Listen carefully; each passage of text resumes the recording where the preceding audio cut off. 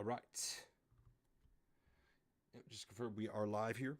Moneyline MMA coverage of UFC 315. Bilal Muhammad defending his first, his first belt, of course, the only belt he's ever won. He's defending it for the first time, is what I'm trying to say, against Della Maddalena. Of course, Shavkat was supposed to take this challenger's position. Bilal Muhammad gets injured. I'm not exactly sure. It was weird that. Or Shavkat got injured. Maybe it was Shavkat that got injured. I don't know. I thought it was Bilal, and I was like, well, why? Why is Shavkat still not the challenger if Bilal was the one that got hurt? I don't know exactly but Jack Della Maddalena still in his own right on a nice little impressive run. Has not lost in the UFC. So the UFC says, you know what? Get your butt up there and get your shot.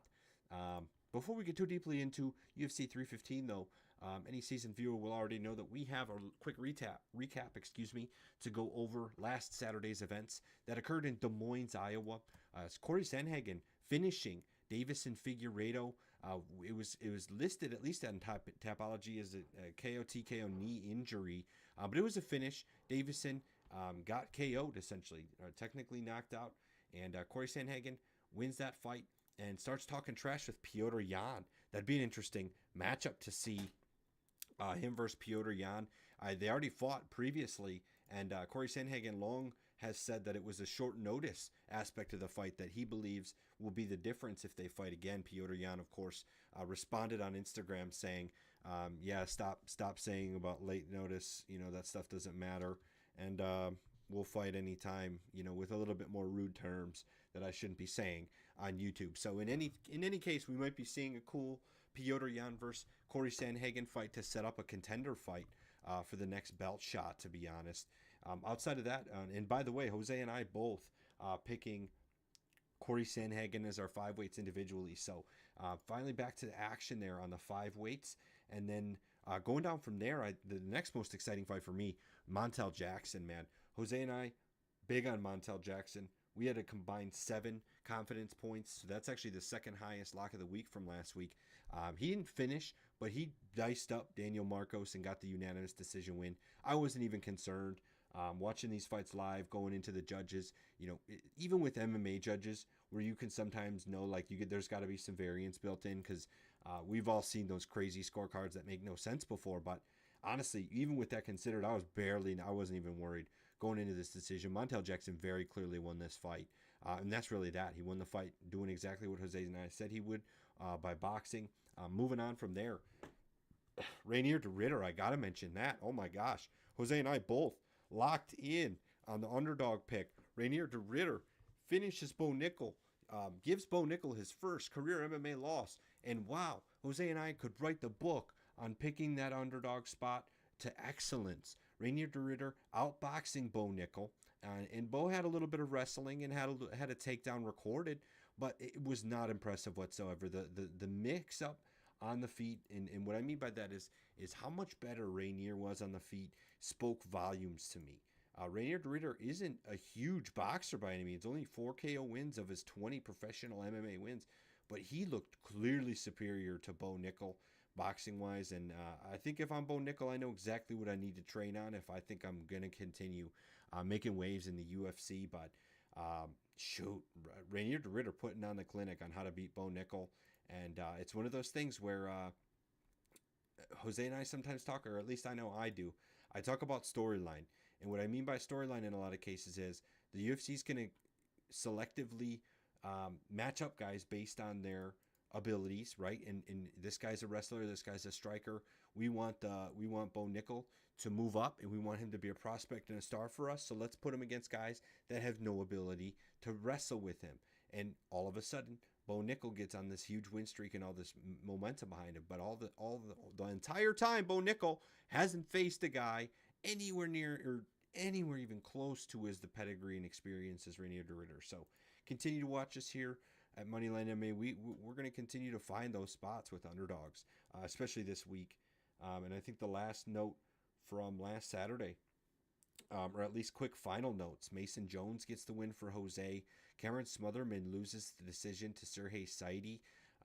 Cameron Smotherman was not as explosive as I thought he was going to be in that fight. A little disappointing, but the only other difference was the disagreement between Jose and I. I had D-Rod. He had Santiago Ponzinibbio. D-Rod gets the job done with a left hook, finish in the third round. So props to D-Rod finishing Santiago, a guy who's previously popped and a big striker. I think that's big waves for Daniel Rodriguez there. But overall, great night for Jose and I, both getting a 4-1 record and hitting our 5 weights. So we're going to continue that heat going into UFC 315's picks. Just as a reminder to anyone who's new here, we make our picks in a 5-weight system. We pick 5 of the currently, I believe, 12 scheduled fights for UFC 315 and weigh those picks in order of confidence, with 5-weight being the most confident, 1-weight being the least confident. And we make these picks individually and just confer on them right before hitting the record and go live button. Because we want to know what order we're going to go in, essentially. Excuse me, that's just so we can start with our locks of the week. So that said, without further ado, my lock of the week for Saturday afternoon, UFC 315. I'm taking it to the main event yet again. We've gotten Corey Sandhagen last week, and we're going to get Belal Muhammad this week. Belal Muhammad currently defending his belt for the first time as a minus 215 favorite. JDM a plus 164 challenger dog. I think Belal Muhammad's big difference here, what I expect, is the norm out of Belal Muhammad. And the norm is honestly not as exciting as a lot of us want to see from a champion. It's not glamorous. It's not a flying knee knockout, right? Belal Muhammad lands over 2 takedowns per fight. And to be honest, he would land more, but he doesn't let his opponents up so many times. He lands a takedown and the round is over. So I'd argue there could be way more takedowns. He's just so good at keeping his opponents on the ground that he doesn't have to take them down as many times as a guy who you would see maybe get 6 or 7 takedowns per fight, but that means his opponent has to get up because you're getting more than 1 takedown per round. So either way, that's just one of my long ways to say that I think Belal Muhammad is able to match up with Jack on the feet. I don't think Jack has a significant advantage on the feet. Maybe he has a power advantage. I mean, sure, he's got 12 knockouts of 17 professional wins, but Belal's only been finished on the feet once, technically knocked out by Vicente Luque back in 2016. That's so long ago. Belal Muhammad's been there and done that against guys like Leon Edwards, Sean Brady. He rematched against Vicente Luque in 2022 and got the win. So Belal Muhammad is very clearly improved, and I expect that he can stand on the technical game with JDM. He may not have the power, but he's well aware what JDM brings to the table. He's not going to allow that power to land. And if he does feel nervous by any means, I believe he's going to just take down Jack Della Maddalena and make it a boring fight. It's as simple as that. Belal is not gonna let him back up and do a point in the middle of the octagon and start swinging like Max Holloway type of situation. Belal's way too smart. He's gonna defend his belt the smart way, even if it's boring. What do you think, Jose? Yeah, Nick, I agree with you on this one. I have Belal Muhammad. He's my 4-way, and yeah, you said it best. I think he's gonna ultimately just dominate and be kind of boring and gonna win this unanimous decision. Jack Della Maddalena, he's got phenomenal boxing. He's an exciting fighter, but I was surprised as well. That he's the one getting the title shot. The fact is, though, every time these guys get pushed a little too quick to championship levels when they start to fall off. You know, it's not just him. Just when you have anyone that is just they fought well and they being ranked dudes, but then it's like, well, it's one thing beating Kevin Holland and Gilbert Burns and then getting pushed up to Belal Muhammad. Because other than that, before the guys that Jack Della Maddalena beat is Basayo Hafez, Randy Brown, Danny Roberts. There's just the level of competition you'll see it. And Jack Della Maddalena, he can be a champion one day too. But I can see him getting like a fight, fighting like a Sean Brady or something like that later down the road. Just something like that. That'd be a fun matchup. But that being said, yeah, I got Belal Muhammad. I just think overall he's the better fighter. Like I said, even though Jack Della Maddalena is significantly younger, he's 28, and Belal Muhammad's 36. I think Belal's just still got great hands. He's got phenomenal boxing. So I think on the feet it's gonna be a really fun, exciting one. But I think he's just gonna stay composed and walk Jack Della Maddalena down and win by unanimous decision. So yeah, that being said, I think this is just one of those where the guy with the more experience and who's been at the top longer is just going to dominate. So that being said, yeah, I got Belal Muhammad as my 4-weight as well, or as my 4-weight. Yep. Yeah, like you agree with Bilal as well, but yeah, obviously the four-weight difference. Five-weight lock of the week for me, that's 9 confidence points, most likely the MMA lock of the week, unless our 5 and 4 weights are inversed for what we'll find out here, because it's your turn for your 5 weights. And for my five weight, this is actually now the going to be the co-main event, the women's flyweight bout between Valentina Shevchenko and Manon Ferriot. Right now, Manon Ferriot, she is the betting favorite at -156, while Valentina Shevchenko is the betting underdog at +122. I can't remember the last time I seen Valentina Shevchenko, if I've ever seen her be this big of an underdog. But I'm gonna be honest, I'm gonna go strong with her. She's going to be my five weight. Reason being is that even though she hasn't fought someone else in a few years, she's always been fighting Alexa Grasso, losing, going to draw, and then eventually winning in the third match. Before that, she's beating everyone who she's come across with. Talia Santos, she did go split decision with her. But other than that, she's won in dominant fashion against everyone else besides Amanda Nunes and Liz Carmouche too back in the day, 2010, so long ago. But that being said, she's just gone and beat top level strikers in their own game, and she's just a very well rounded fighter. I mean, Valentina Shevchenko Oh, out of her 20, she's just extremely well rounded. She went toe to toe with Joanna Jacek. She's gone toe to toe with Holly Holm. You know, she's gone twice with Amanda Nunes, and one of the times losing by split decision. So that being said, yeah, she just seems. I think she's just, and she is 37. That's the only thing too is just her age. Uh, while Ferro is 35, so Ferro is just a couple years younger there. So I think actually the age won't be too much of a big difference.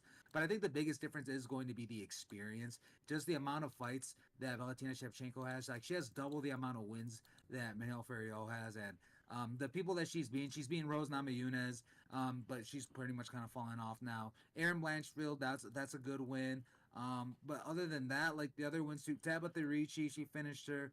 She's been looking good, but I just think overall on the feet, Valentina Shevchenko is going to be the faster fighter and just overall more dominant. I think this is going to be one of those where like, yeah, it's just like, hey, like in case you forgot, like just remember, like why it's almost like a Alex Volkanovski beating Diego Lopez. Diego Lopez, phenomenal. And he had his moments, but at the end of the day, it's like, oh, like, well, you remember Alexander Volkanovski is just consistently going against the number one challengers and other champions nonstop, and that's been pretty much Valentina Shevchenko. Just the level of experience and competition that she's had compared to Mariel Ferriol is just not really comparable. So I do think she's going to get the win, and not to mention she has a 2-inch reach advantage over Ferriol. So when it comes to the striking, I definitely think she's just going to get the better end of it, and eventually I think she's going to land her own takedown and possibly even submit her. So I think she wins this in any fashion, either TKO submission or unanimous decision. What are your thoughts on this one, Nick? we're gonna get another agreement here, man. Valentina Shevchenko is my selection as well, although pretty confident. Like I was talking to you before the show, like this week, man. As far as my confidences go, like my 5 weight is my 5 weight for sure. But honestly, my 1 weight is a little more confident than my 1 weight has been on previous cards this year. So with that preface, I got Valentina as my 1 weight. I think Valentina's got a really good shot to succeed here, and I honestly can't believe as well that she's an underdog. +122, Fiorot's -156. I guess I'm not that surprised.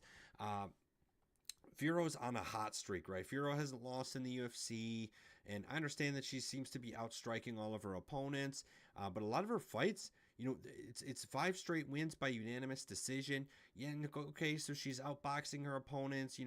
She's a points fighter, right? And I'm not like points fighters are great and all, but in women's MMA, man, I feel like there's a lot of variance that comes with that. So to be honest, man, I'm a little bit nervous if especially that she's a favorite. Like that's a steep price to pay on someone that isn't going to go in there and like absolutely be like Jessica Andrade. Like you almost know no matter what you're getting out of Jessica Andrade, win or loss. And Fiorot, I don't know. Like she's just kind of like she's there and she's striking, but like Aaron Blanchfield is her biggest win, right? Aaron Blanchfield's a wrestler. I don't see Aaron Blanchfield as like a striker. That's like Paul Craig. standing up in boxing. And it's like, yeah, he's improved his game, but like it's not anywhere near the likes of Valentina freaking Shevchenko. That is crazy. And the fact that you're getting her at plus money, like you briefly mentioned the age, and I was going to say exactly what you came to the conclusion of. Like, yeah, she's 37, but Furio's 35. And honestly, with women too, like, yeah, when you're in your 40s, you're in your 40s. But with women especially, like, unless they're taking some heavy damage, getting KO'd left and right, I don't really think your upper 30s is too big of a deal for women. Valentina's only ever been finished KO TKO wise once in her entire career. And that would have been a long, long time ago, long before the UFC. Nobody in the UFC is finishing Valentina Shevchenko. Amanda Nunes is one of the only few girls to win, was by split decision. Of course, Alexa Grasso with a Hail Mary submission. Like, come on. Valentina Shevchenko is not getting finished, period, by Manon Fiorot. I'm very confident in saying that. And okay, so from there, you think Fiorot's going to be able to stand in there for 25 minutes and beat Shevchenko? I just don't see that being the case. Fiorot's only had one 5-minute fight in her whole career, and like I said, it was against Erin Blanchfield, another prospect who has absolutely zero respectable experience compared to what we can look at Valentina Shevchenko. I'm almost getting fired up talking about it. Like, yo, maybe I should have had this more than my one weight. But as we get further in the show, you'll see how much confidence I have in some of these other guys. But Valentina's crazy good value. And I couldn't speak enough to how disappointed I am in the fact that people are just seeing the fact that Fiorot has not lost in the UFC and they're drooling over it when I see holes in that all day long. Dude, yeah, 100%. Yeah, so this one, I hope this is something that, like, they came out like the Rainy DeRaider and Bo Nickel fight where, like, we see something that other people don't. And again, like, it's just that level. Biggest thing is just level, championship level experience. So this is one we Yeah, definitely both man. agree on. Like, yeah, And with like this. one thing I was gonna add too is just like you I feel like you know what you're getting out of Shevchenko. Like every time, like win or loss, she's in there, she's dogging it out. You're gonna be getting some crazy kicks. Like she's live for that head kick at any moment in time. And you know if it's landing, it's lights out. I just don't see that similar threat out of Furo. She's just like a pepper, like touch her up, touch her up. You know, she's not really swinging haymakers or doing these crazy Muay Thai kicks. It's like, oh. But Valentina would just, I mean, one kick and it's over. So that experience is a huge reason, and I just think the overall like the threat there from Valentina, man. 100%. So love that. That'll be Jose's 5 weight. In my 1 weight, so not quite as confident as our 9 confidence points in Bilal Muhammad, but you bet that we're both still pretty confident that could easily be especially our underdog of the week. Still baffled almost that that's not even odds.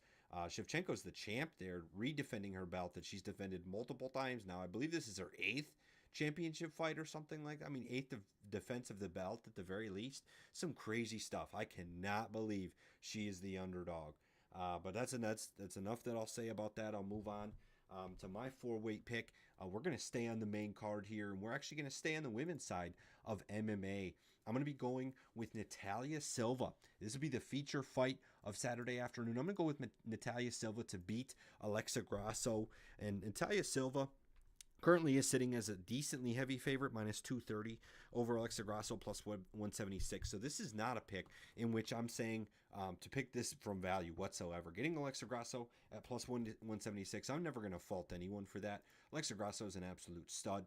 Someone that you would love to have at plus 176 any day of the week, really against any fighter in the world. But of course, we're talking about Natalia Silva, and this is a tough one because I struggled back and forth, and I really did want to go with Grasso. But after enough thinking about it, man, I really do see Natalia Silva like the difference between this fight for me and in the previous co-main event we just discussed with Valentina, and because I'd almost say it's similar, right? Valentina and Alexa Grasso, maybe they're not too comparable because Valentina's obviously got a way bigger pedigree, but in the sense that they're both former champs, right? Fighting fighters that are up and coming and have not ever fought for a title shot and may have only had 1 or 2 even 5-round fights in their own whole career. So that's kind of what I'm getting at. It's similar in that regard. But in this case, I'm taking the other side. In the first instance, I went with Valentina. But in this case, I'm taking the other side. And I think Natalia is just a bigger difference maker than Manon Fiorot, to be quite honest. Natalia Silva is just a stud on her feet. She's got over a 2 times strike landed differential, which I really respect. That means she's landing over 5 strikes per minute and not even taking 2.5 strikes per minute. And that's coming off a win against Jessica Andrade. Now, that's a win I really respect. If it was not against that, and I get it, it's 2024 Andrade, but you still know what you're getting. No matter if it's old or young Andrade, you know what you're getting in that. And it's an intense, tough woman to fight. I'd still argue she's one of the toughest women in the world of any sport to beat. And Natalia Silva went in there and over doubled her strikes landed to get fight of the night unanimous decision win. Honestly, my only reservation in this would be if it was 5 rounds, but it's not. As a feature fight, this does not have a belt involved, so this is 3 rounds. And I really like the thought of Natalia Silva being able to push the pace with that less time on the clock. And potentially, I'm not going to say she's going to finish Alexa Grasso because nobody has, but I really do think Natalia Silva's live to win this fight by decision. KO is up there for sure too. But Alexa Grasso is nothing against her. She's an absolute dog in her own right. But I just think this is almost like a passing of the guard situation with Natalia Silva just being a little too much for her to handle. What do you think, Jose? Yeah, I think this one, I'm actually going with Alexa Grasso. She is my 3 weight. Reason being is that, like you mentioned, she is a dog. She's got phenomenal boxing and she's hard to put out.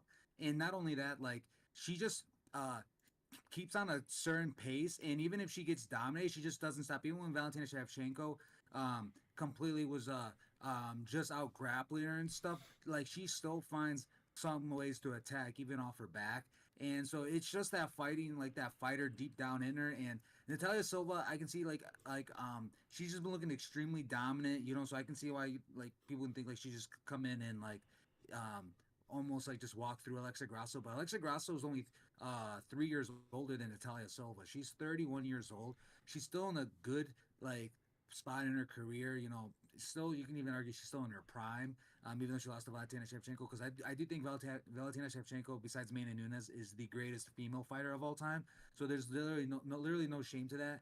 And Alexa Grasso herself, she's just been in the UFC longer, and she's already dealt with and seen who's who, and she's lost and to top level competition. So she's seen them. She's lost to Tatiana Suarez and Carla Esparza back in the day, and that was a long time ago. But since then, she's come back in and gotten wins, and mostly submissions or unanimous decision win. And I think that's how she's going to win this fight. A little similar to either it's going to be by unanimous or she's going to submit Natalia Silva. Because when it comes to the grappling too, I think they're both kind of in a similar spot. I really think that no one's going to really out grapple the other. Natalia Silva can obviously, completely beat up Alexa Grasso and submit her as well. But Alexa Grasso, she's only been submitted once, and that was, to Tatiana Suarez back in 2018. And Tatiana Suarez, even though she's also herself coming off most recent title fight loss, she's still, before that was just on a tear and just a strong grappler. So that being said, I think this one is going to be a fun striking match, and I'm going with Alexa Grasso just because based off more of her experience being the former champ, and this is definitely going to be a test for Natalia Silva because Natalia Silva, this is going to be like her first tests. Like if she actually beats Alexa Grasso, then I do think okay, she's going to be definitely in line for title contention. But in terms of her most recent win to Jessica Andrade, I mean Jessica Andrade, she's just kind of a really hit or miss type of fighter, and she has a lot of power and can be aggressive, but also easy to read, and can get wild with the punches. While Alexa Grasso stays more composed and has tighter boxing. So that being said, this one I'll disagree on, but I do, and I have Alexa Grasso as my 3-weight. So I will say I'm on the live making moves here, so it still counts because we're still live.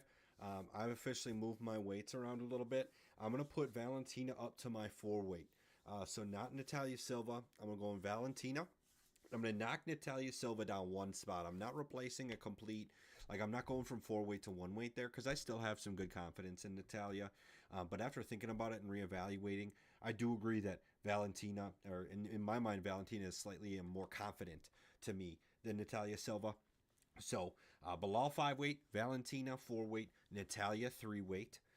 My 2 and 1 weight are still yet to be decided. And then, yeah, that said, 3 weight for Jose. So our first disagreement comes with our both of our 3 weights. So yeah, that said, I'll let Jose take it away with his 2 weight. So then for my two weight, this is going to be the bantamweight bout between Jose Aldo and Ayman Zahabi. And right now, Zahabi is the betting underdog at plus 186, while Jose Aldo is the betting favorite at minus 245. And this one, it's good to see, Jose Aldo still getting the respect that he deserves.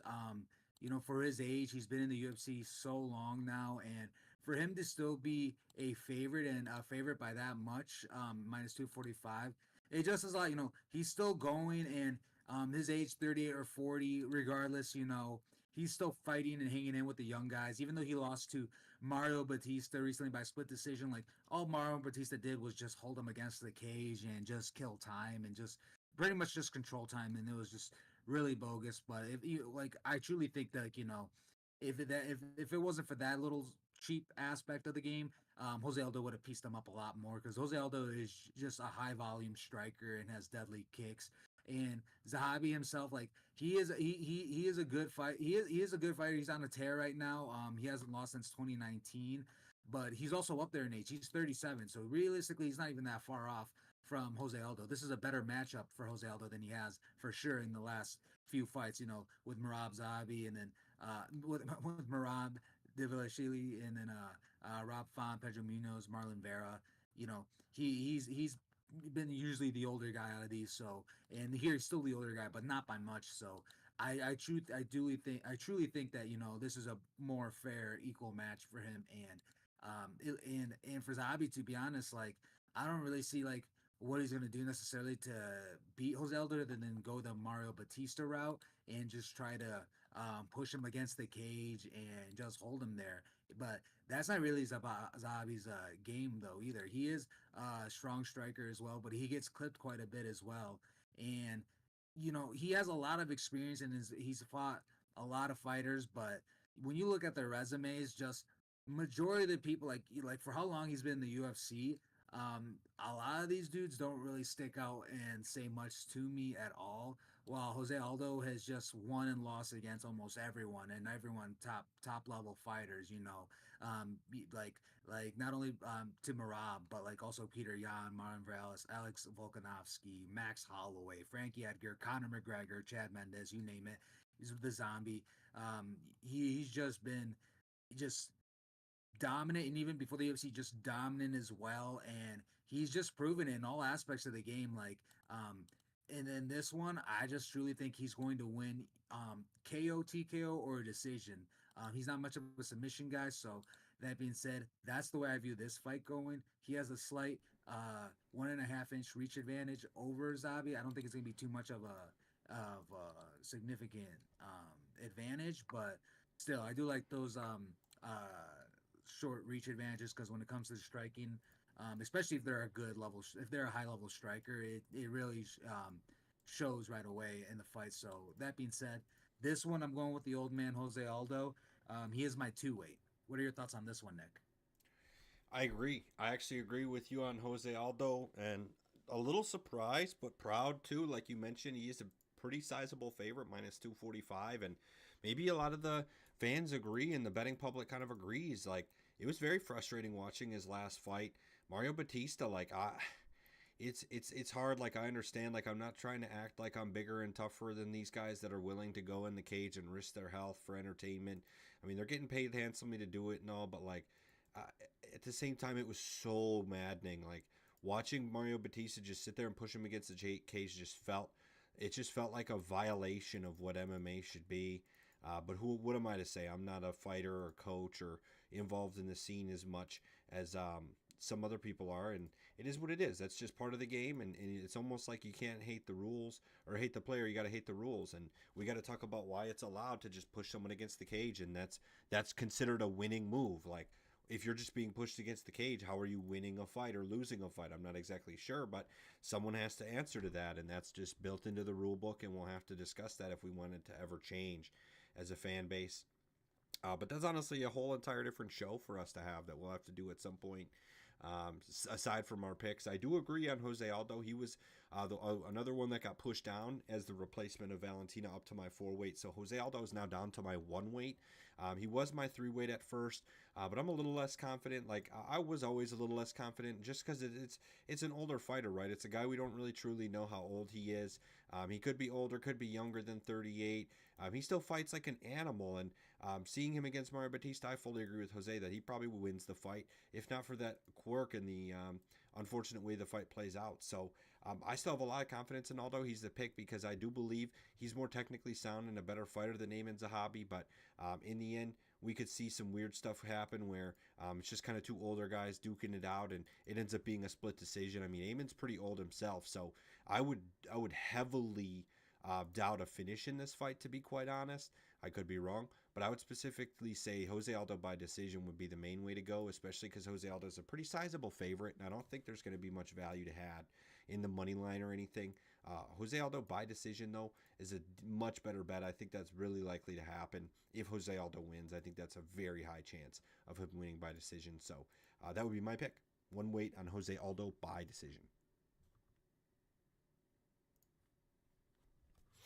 That leaves us down to one fight each. If Jose and I picked the same fight, I got my 2 weight, Jose's 1 weight, and I will bring this open. My 2 weight is going to lie in the prelims, and anyone who's watched this show for a while now will already know where this is going.